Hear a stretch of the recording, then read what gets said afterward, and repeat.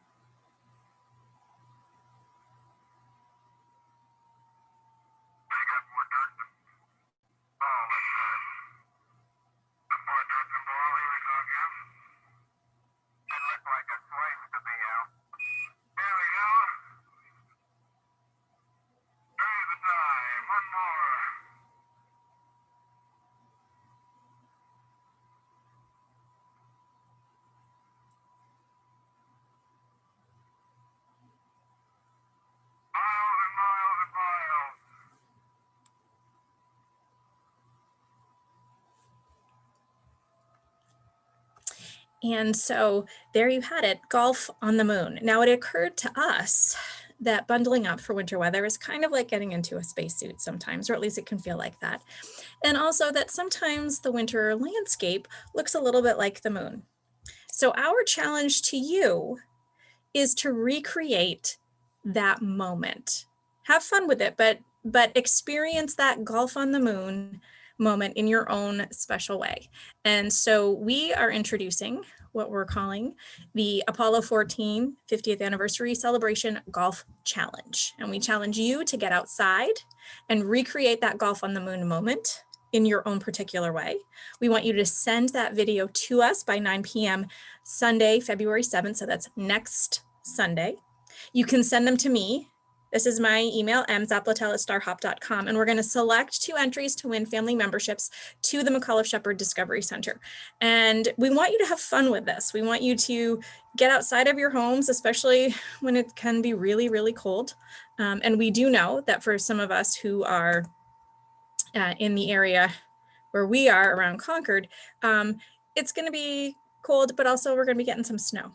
You might think, hey, I don't have a spacesuit. Neither do we, but we definitely had winter boots and we also had snow pants. And depending on how many layers you're going for, you might have trouble getting both hands on that golf club too. You might say to yourself, I don't have a golf club. Well, as it turned out, neither did we. But we had a drumstick that kind of looked like a golf club. We didn't have a golf ball, but we did have a little blue ball. And we even had our stuffed astronaut to help us out with everything. So the point is to have fun with this, but just kind of imagine what it would have been like and being on that moon in a low gravity environment and seeing your ball go for miles and miles and miles. One of my favorite things about this particular shot is that you can tell it took him a couple tries.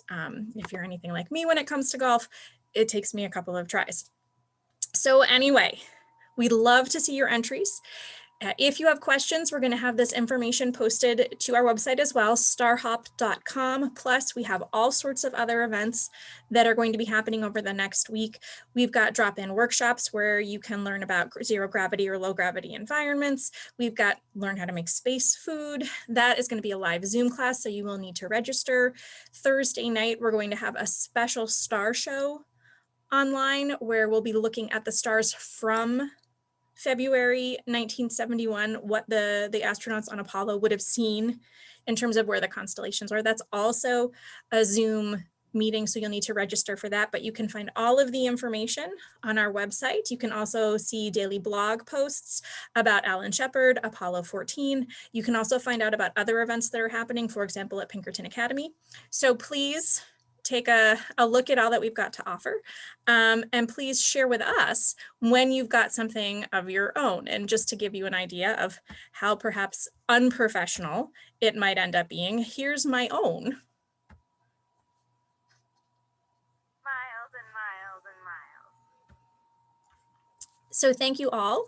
Hope to see you in person soon. But in the meantime, here's a remote way that we can all celebrate this 50th anniversary of a historic mission. Bye.